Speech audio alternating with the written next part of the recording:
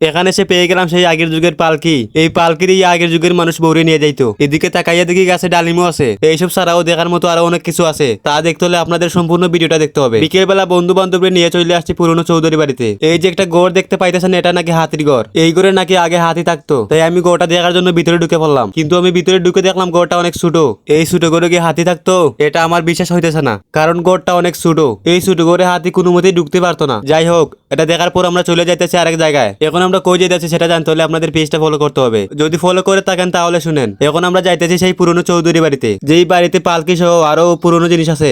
এই যে হলো সেই পুরনো চৌধুরী বাড়ি। এই বাড়িটা অনেক আগের। এই বাড়িটা সম্পূর্ণ কাঠ দিয়ে তৈরি। এখানে আসতেই না আসতে আমাদের চোখে পড়ে গেল এইটা। এইটা কি আসলে আমরা বুঝতে পারতাছিলাম না। এইটা কি কে যদি জেনে থাকেন তাহলে কমেন্টে জানায়েন। উপরে তাকে দেখি ডালিম গাছে ডালিমও ধরছে। ওই যে দেখেন কি সুন্দর দুটো ডালিম ধরছে। এখানে আইসা দেখি সেই আগের যুগের পালকি, যেই পালকি দিয়ে মানুষ বউ নিয়ে যাইতো। এই পালকি আমি জীবনের প্রথম দেখছি।